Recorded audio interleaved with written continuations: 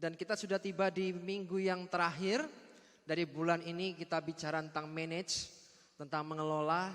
Dan di minggu yang terakhir ini kita akan bicara soal relationship matters gitu ya. Dan kemarin kita sudah belajar banyak dari Pastor Iman. Berapa banyak yang diberkati? Boleh angkat tangannya? Tentang hal keuangan. Wah, itu istri saya sampai ngomong, wah kayaknya kurang kemarin waktu ibadah itu rasanya wah kayak kurang gitu ya. Dan Pastor Iman menambahkan di Devotion Morning, mungkin Bapak Ibu Saudara yang belum melihat beberapa poin yang belum dijelaskan pada minggu kemarin bisa dilihat di Devotion Morning di YouTube channel JKI Mawar Salon Semarang. Dan sekarang kita akan belajar tentang relationship matters, tentang hubungan. Mengapa kok penting? Saya rasa membahas hubungan, mengelola hubungan penting karena apa yang kita tidak bisa kelola, termasuk hubungan kita tidak bisa kelola, kita akan kehilangan. Ketika kita tidak bisa mengelola hubungan dengan anak, kita akan mengalami hubungan dengan anak akan tidak baik. Mengelola hubungan pasangan kalau tidak dikelola dengan baik, hubungan pernikahan kita akan menjadi tidak baik, betul ya. Apapun hal yang berhubungan dengan hubungan, ketika kita tidak bisa kelola dengan baik, itu akan merugikan diri kita sendiri. Kita akan kehilangan apa yang tidak bisa kita kelola. Dan mari kita masuk di kitab Kejadian pasal 2 ayat 18, terjemahan baru katakan begini. Tuhan Allah berfirman, tidak baik kalau manusia itu seorang diri saja. Aku akan menjadikan penolong baginya yang sepadan dengan dia. Seringkali kalau kita baca ayat ini, maka para single-single yang masih available semua akan bahagia. Wow ya. Masih banyaknya single di sini yang belum menikah? Boleh angkat tangannya. Nah ini biasanya bahagia banget kalau dengar ayat ini. Ya ketika Tuhan menjanjikan bahwa manusia akan diberikan penolong yang sepadan. Ini bicara soal jodoh. Apakah benar cuma bicara soal jodoh? Menurut saya enggak juga. Ya. Ini mau berbicara bahwa manusia itu diciptakan untuk terhubung dengan yang lainnya. Maka memang Tuhan berkata memang enggak baik. Seorang diri kamu tuh seorang diri saja tuh enggak baik. Mungkin 1 bulan yang lalu kita bicara soal discipleship. Saya pernah share bahwa begini. Untuk bertumbuh kita tidak bisa sendirian. Setuju dengan ini ya. Untuk growing, untuk kita bisa bertumbuh tidak bisa sendirian. Kita membutuhkan orang lain. Bahkan untuk membuat karakter kita makin didewasakan. Untuk membuat karakter kita ditajamkan. Itu perlu ada yang namanya gesekan. Perlu adanya benturan. Itu mengapa Amsal berkata besi menajamkan besi. Manusia menajamkan sesamanya. Menajamkan karakternya. Artinya bahwa dia tidak bisa sendirian. Dia butuh terhubung dengan yang lainnya. Dengan orang lain. Dan mereka yang tidak bisa terhubung dengan orang lain biasanya dan cenderung untuk menutup dirinya. Kenapa orang menutup dirinya dengan orang lain? Karena ada luka dalam hatinya. Ya, manusia diciptakan untuk terhubung dengan yang lainnya. Ketika ada seseorang yang menutup dirinya rapat-rapat, orang lain gak bisa masuk di dalam kehidupannya, itu mungkin harus dipertanyakan apakah benar ada luka dalam hatinya. Seringkali yang membuat orang menutup diri karena ada luka, ada trauma biasanya. Trauma apa? Karena dia mungkin pernah percaya dengan seseorang, tapi seseorang ini justru yang dilakukan adalah mengkhianatinya, mungkin menusuknya dari belakang, sehingga dia membangun sebuah benteng yang tinggi, yang kuat, sehingga orang-orang lain yang mencoba masuk dalam hidupnya nggak bisa. Supaya apa? Tujuannya cuma satu, dia tidak terluka kembali. Seringkali kenapa begitu? Menutup diri karena takut. Ya, karena punya ketakutan, punya kecemasan, nanti kalau saya membuka diri nanti saya ditusuk, nanti saya disakiti, saya dikecewakan. Justru hari ini saya berkata, kalau kita pernah dikecewakan, kalau kita pernah disakiti, mari kita bersyukur dengan itu. Kenapa kok harus bersyukur? Karena saya percaya ketika kita disakiti, ketika kita dikecewakan, kita sedang belajar untuk bagaimana kita mengampuni orang. Sebagaimana Yesus mengampuni setiap dosa kita tanpa terkecuali. Tidak peduli besar kecilnya, tapi Tuhan mengampuni dosa kita.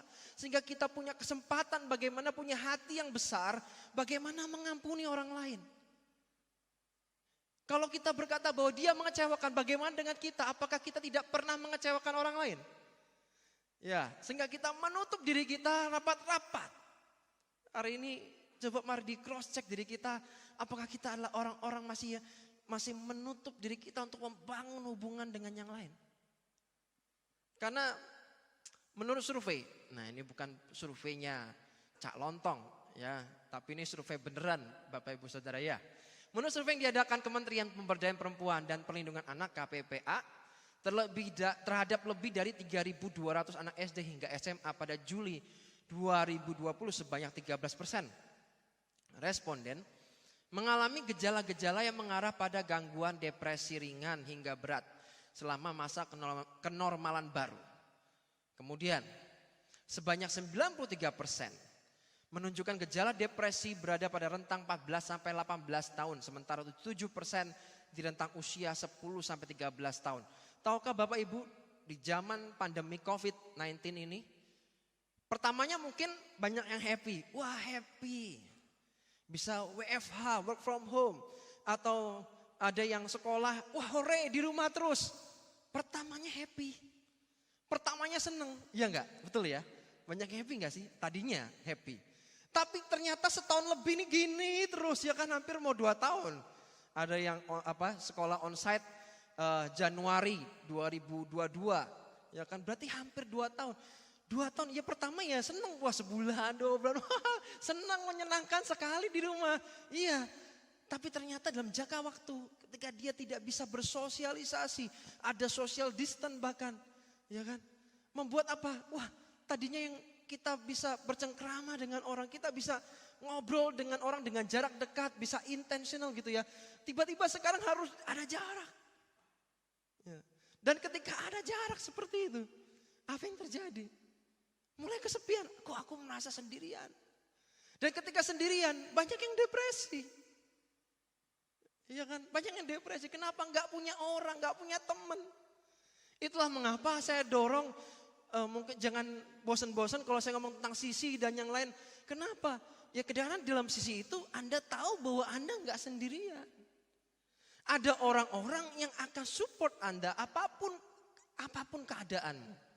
Dalam keadaan yang sedang baik ataupun dalam keadaan tidak baik, ada orang-orang yang support Anda. Minimal ketika Anda sedang terpuruk atau Anda sedang jatuh, ada orang-orang yang berdoa buat Anda. Dan Anda tahu bahwa saya nggak sendiri. Ada orang-orang yang bersama dengan saya.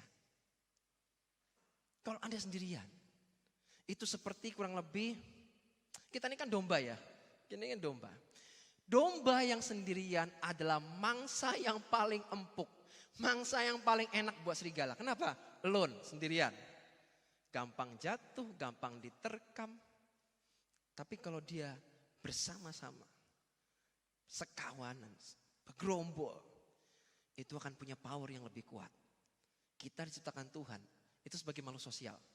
Tidak bisa kita sendirian, itu nggak bisa. Kita membutuhkan saudara-saudara kita yang lain. Nah, sebanyak 64,3% dari 1.522 orang responden memiliki masalah psikologis cemas atau depresi setelah pandemi COVID-19. Ini survei-survei yang saya temukan. Kenapa saya perlu paparkan ini menurut saya supaya kita semua mengerti bahwa berapa banyak sih saya sedang menangani orang-orang yang sedang mengalami depresi. Ya, kenapa mereka depresi? Ya, karena mereka rata-rata itu karena alone, karena kesepian. Mereka perlu seorang teman. Itulah ayo saya dorong Bapak Ibu, yuk tumbuh di dalam sebuah komunitas. Karena Anda tidak bisa sendirian. Anda butuh orang-orang yang bersama dengan Anda. Perhatikan baik-baik dengan siapa Anda berdiri. Dengan siapa Anda berjalan. Dengan siapa Anda duduk. Kita baca sekarang, kita Pengkhotbah.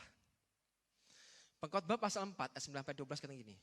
Berdua lebih baik daripada seorang diri. Banyak orang yang hore-hore. Yang jomblo-jomblo katakan amin. Padahal ini bukan buat jomblo. Berdua lebih baik daripada seorang diri. Karena mereka menerima upah yang baik dalam jeripaya mereka. Karena kalau mereka jatuh, yang seorang mengangkat temannya, tetapi wahai orang yang jatuh yang tidak punya orang lain untuk mengangkatnya. Dalam terjemahan NIV dikatakan good return, mereka akan mendapatkan upah.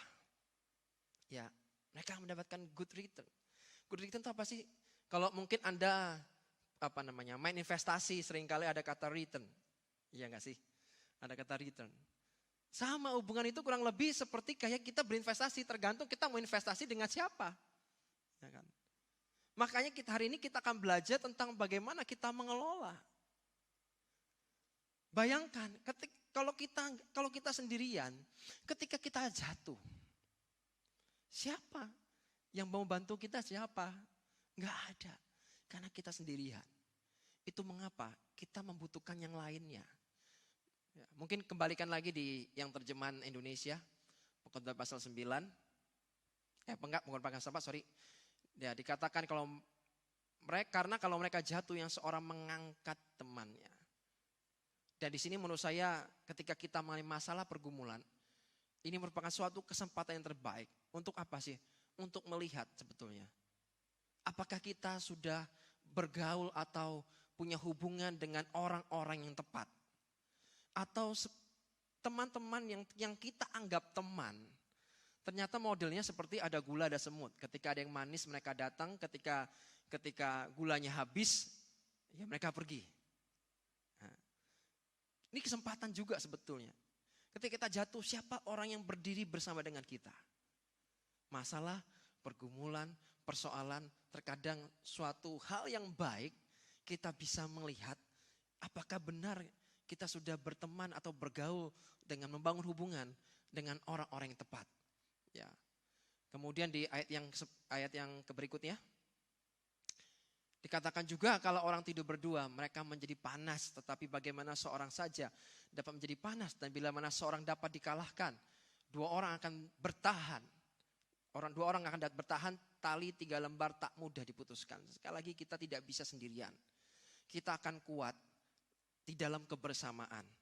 Ya. Itu mengapa juga di Unlimited Fire kita angkat tema sinergi. Kita saling membantu. Karena kita sadar bahkan untuk menuai jiwa-jiwa sekalipun. Orang berkata bahwa banyak hamba Tuhan berkata, ladang sudah menguning, siap untuk dituai. Bahkan untuk menuai sekalipun tidak bisa dilakukan sendirian. Tapi diperlukan untuk sama saling bantu. Artinya gak bisa kita sendirian, itu gak bisa. Kita diciptakan untuk bersama-sama. Mungkin next slide. Ini lewatin berikutnya, next. Nah, manage your relationship distance. Jadi apa yang harus kita lakukan? Yang pertama, prinsipnya adalah kita mengelola jarak tentang relationship hubungan kita. Kenapa? Salah satu penyebab kita mengalami kekecewaan dan kegagalan dalam membangun hubungan dengan orang lain karena memperlakukan orang dengan cara yang tidak sesuai dengan tempatnya.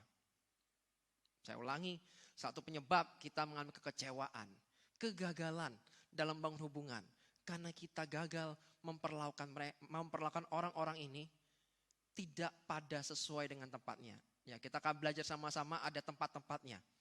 Berikutnya, kalau kita lihat punya rumah gitu ya. Kalau punya rumah, kita ini kan ada pagar ya. Ada pagar, ada teras ya enggak? Ada ruang tamu ya enggak? Ya kan? Ada ruang keluarga, ya toh? Ada kamar tidur. Ya, jadi ada bagian-bagiannya.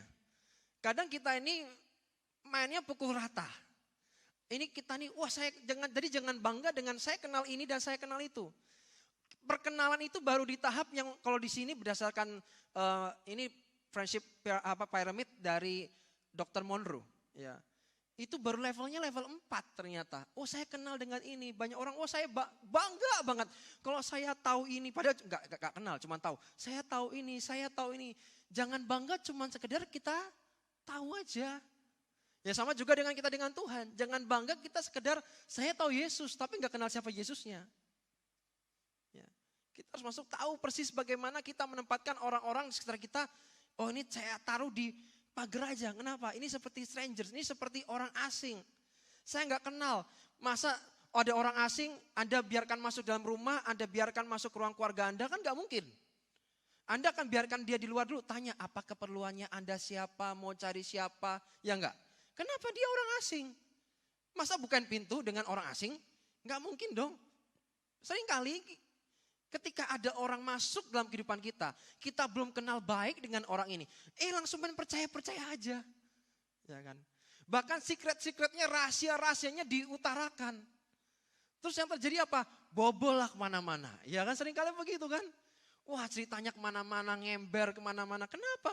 Karena kita gagal menempatkan orang-orang di tempatnya. Harusnya kita tahu dengan orang ini saya akan bercerita hanya di permukaan. Kepada orang ini saya akan bicara lebih karena dia seperti closest friend, seperti orang yang dalam. Kita bisa share value, bisa share nilai, share gagasan.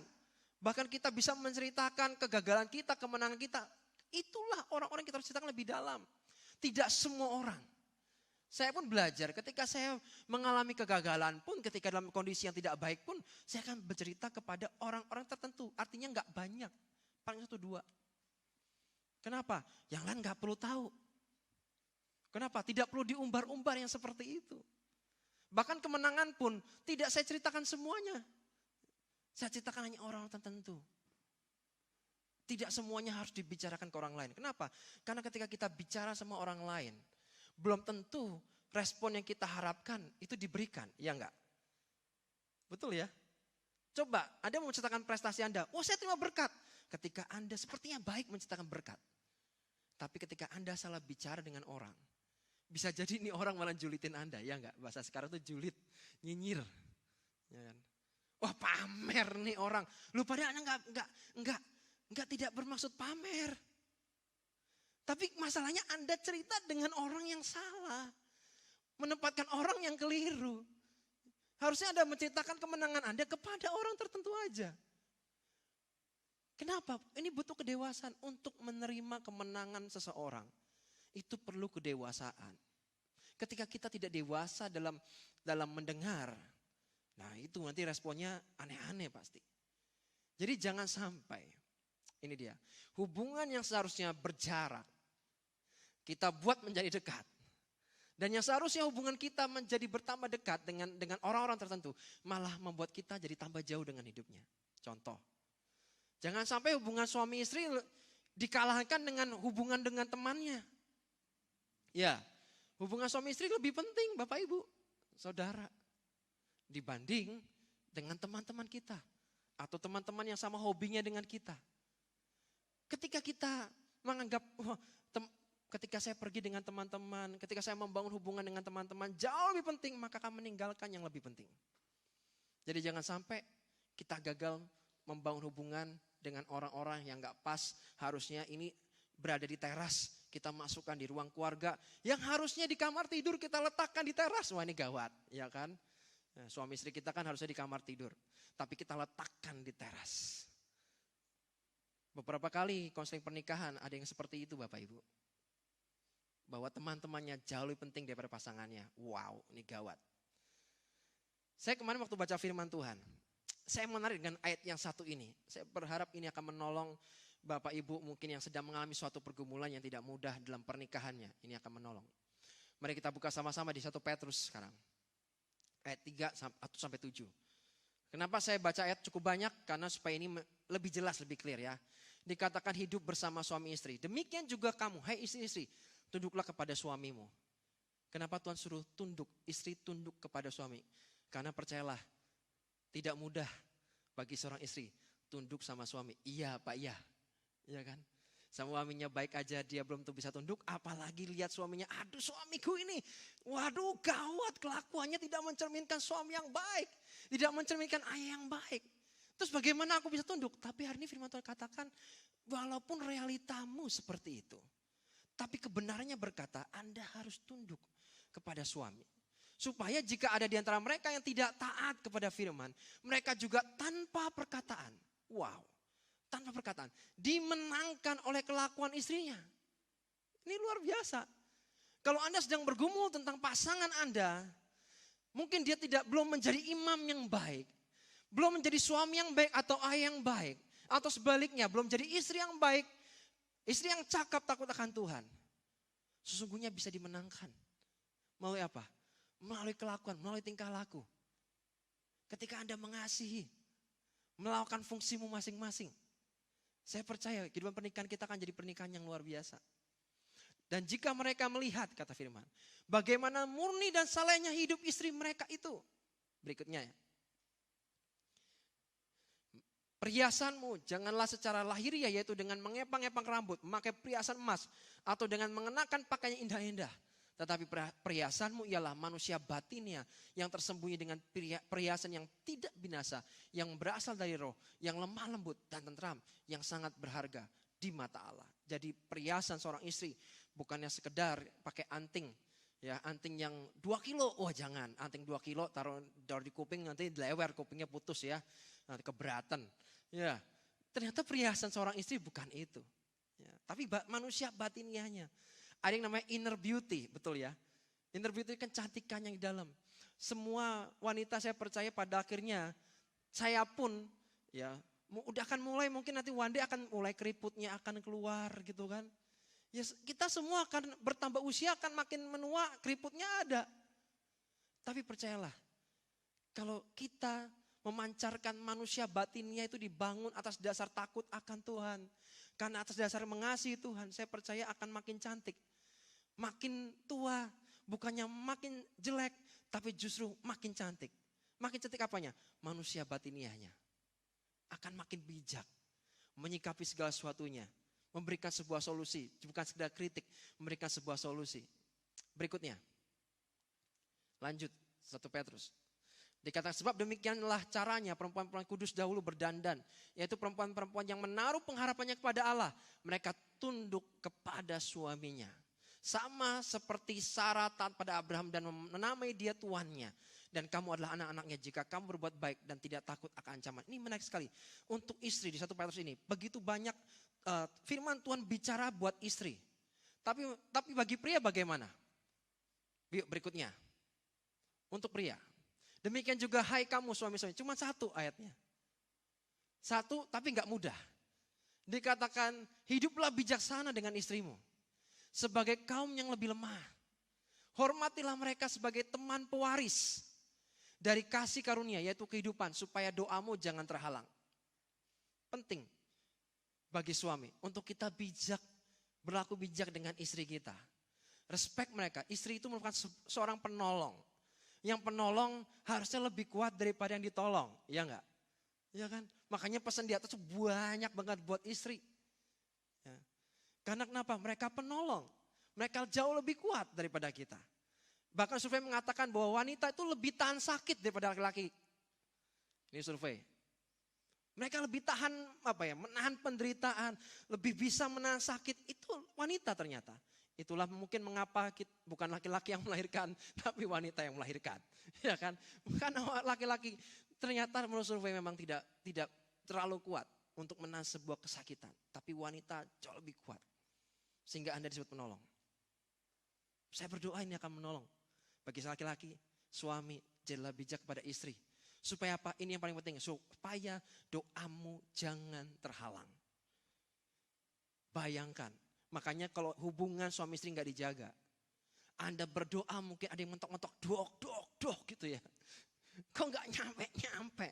Iya doanya terhalang karena hubungan Anda gak baik. Makanya please. Perlakukan istrimu dengan baik. Hormati dia. Sayangi, kasihi. Sebagaimana Kristus juga mengasihi jemaat. Dan pernikahan merupakan unconditional decision atau keputusan yang tanpa syarat. Sehat maupun sakit, ya kan. Waktu kita mengucapkan janji pernikahan, kita mengucapkan ini. Jadi merupakan sebuah decision, unconditional, apapun yang terjadi. Saya berdoa, suami istri itu adalah seorang pewaris janjinya Tuhan, janjinya Allah. Dan mereka bukan musuh. Jadi yang perlakukan suamimu atau istrimu itu sebagai musuh. Wah hari ini perang yuk. Oh jangan gitu ya. Walaupun mungkin ada masalah, ada pergumulan, ada persoalan, ayo selesaikan dengan baik-baik. Dikelola dengan baik, ngerti. Pada waktu mungkin yang satu menyampaikan emosinya atau menyampaikan apa yang dia pengen keluarkan, didengerin dulu, jangan yang satu ngomong, yang satu ikut ngomong. Ini nggak ketemu nih, nggak ketemu. Yang satunya lagi ngomong, satunya dengerin.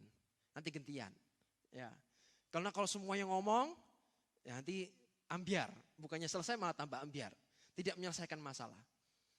Dan sekali perlakukan mereka teman pewaris, teman janji, teman persekutuan. Dan covenant tidak mungkin pernah ada tanpa adanya pengorbanan. Bahkan Tuhan pun kita menerima janji keselamatan karena ada Yesus yang berkorban buat kita. Sama ketika kita menikah, itu seperti covenant. Ada janji, kita teman pewaris janji. Artinya tidak mungkin tanpa ada sacrifice, ada pengorbanan. Apa yang dikorbankan, Pak? Yang dikorbankan adalah mungkin waktumu, korbankan perasaanmu. Kadang waktu mungkin ada selisih paham, jangan nunggu dia yang salah, maka dia harus benar-benar salah. Dalam pernikahan bukan win or lose, bukan menang atau kalah. Siapa menang atau kalah, bukan gitu. Buat apa Anda menang, tetapi hubungan pernikahan Anda gak baik? Buat apa? Buat apa Anda menang, tapi yang satu tersakiti? Buat apa? Gak ada gunanya kan? Bahkan dalam kehidupan pernikahan kami, kadang saya juga gak peduli siapa yang benar, siapa yang salah. Saya akan datang duluan dan sering kali saya datang dan saya berkata, sorry ya. Dalam pernikahan jangan anti dengan kata maaf. Maaf ya, tadi aku nyakiti kamu. Tanpa peduli siapa yang salah. Buat kami, buat apa ngurusin benar salah kalau pernikahan kami hancur? Lebih baik dijaga ya, karena kami teman sepewaris ya. Pada akhirnya mewarisi janji Tuhan, kasih karunia. Buat apa kami korbankan ego kami untuk hal yang jauh lebih besar. Jadi Amsal 17 ayat 17 dikatakan gini. Seorang sahabat menaruh kasih setiap waktu dan menjadi seorang saudara dalam kesukaran. Seorang sahabat, perhatikan baik-baik seorang sahabat.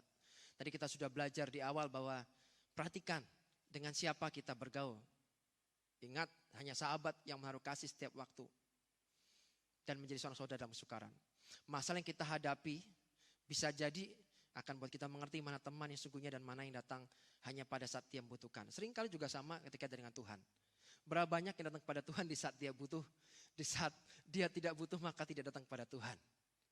Bukankah kita dengan Tuhan tidak bisa modelnya ketika saya butuh saya cari Tuhan.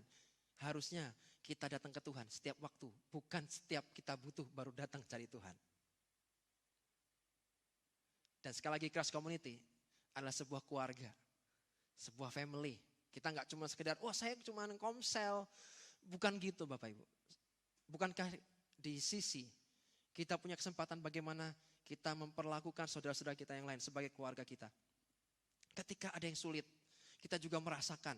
Ketika ada yang menciptakan masalahnya, kita juga terbeban. Minimal kita doakan, kita encourage, kita kuatkan dia kembali. Kenapa? Ini bagian dari keluarga saya. Ketika mungkin ada seseorang, mungkin kerabat yang meninggal. Make sure bahwa karena kita family, kita keluarga, kita mau care juga sama dia. Bukan sekedar, saya cuma kaitannya dengan gereja aja. Bukan. Sisi itu merupakan sebuah keluarga. Dan jangan datang, tadi saya bicara bahwa ini dia, jangan datang Tuhan hanya pada waktu butuh, tapi datanglah ke Tuhan setiap waktu. Dan healthy relationship, hubungan sehat, akan beritahukan tentang apa yang benar, bukan tentang apa yang kita dengarkan. Seringkali kita hanya ingin dengar apa yang kita ingin dengarkan, betul enggak? Ketika kita cerita, terus orang lain kita berharap respon orang, iya benar gitu. Apalagi lagi ngomongin orang, tahu enggak si A itu gini-gini. Terus Anda mungkin kesenggol sama dia ya, kena gitu ya. Terus Anda berkata, mungkin Anda cerita, terus Anda berharap lawan bicara Anda akan berkata, wow, iya nih memang orang tuh begini. Seringkali kita pengennya dengernya gitu. Bukankah kita harusnya bukan mendengar apa yang kita ingin dengar, tapi mendengar apa yang benar. Apa yang benar itu lebih penting daripada apa yang kita dengarkan. Next slide. Amsal 17:7 tadi saya sudah bicara dan pastikan gini. Ketika kita berhubungan dengan orang lain, sebelum kita mengkoreksi, pastikan kita sudah terkoneksi. Seringkali kita mencoba untuk mengoreksi orang lain tanpa sebelumnya kita terkoneksi atau terhubung. Itulah mengapa ada hubungan-hubungan yang rusak. Maksud Anda baik, gak salah kok mengkoreksi orang. Gak apa-apa, itu baik. Teguran itu baik. Tapi masalahnya, apakah kita benar sudah terkoneksi terlebih dulu? Sudah terhubung lebih dulu. Kenapa? Kalau kita sudah terhubung enak ngomongnya. Kayak contoh, saya gak mungkin marahin anak tetangga saya, misalnya anak tetangga saya nakal gitu ya. Terus saya melihat dia nggak melakukan yang nggak benar, maka saya marahin anak tangga saya. Yang nggak mungkin nanti berantem sama orang tuanya nanti. Karena bukan siapa-siapa ini. Tapi beda dengan anak saya, karena ini anak. Saya terkoneksi dengan dia. Ketika ada sesuatu yang keliru, saya akan mengkoreksi. Sama ketika kita membangun hubungan dengan orang lain. Saya juga nggak sembarang ngasih koreksi ke orang. Kenapa? Saya harus make sure bahwa saya sudah terkoneksi dulu, sudah terhubung dulu. Baru saya akan ngomongnya lebih enak. Seringkali kita terburu-buru sih. Pengen ngoreksi. Ya. Padahal belum terkoneksi. Dan berterima kasihlah jika ada orang yang menegur. Karena menegur itu sifatnya mendidik, bukan membidik, bukan ditembak gitu ya. Dan teguran akan menguatkan dan bukan melemahkan. Dalam hubungan yang sehat akan ada teguran. Dan teguran akan memperbaiki kesalahan dan menghindarkan kita dari kehancuran. Jadi jangan anti dengan teguran. Saya baru sharing sama Bebe tadi sebelum firman disampaikan. Saya bilang kita tidak boleh anti dengan teguran. Kenapa? Karena teguran akan memperbaiki kesalahan dan menghindarkan kita dari kehancuran. Dan teguran akan membuat kita melesat, bukan membuat kita makin tersesat. Jadi sebetulnya ketika kita dikoreksi itu maksudnya adalah supaya kita naik dan bukan turun.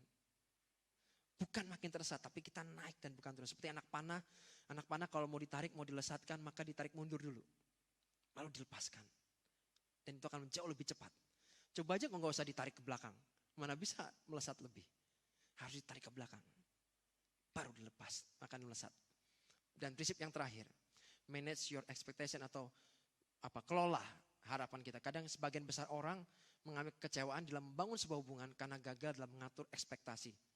Hati-hati dalam mengatur ekspektasi, pengharapan ke orang.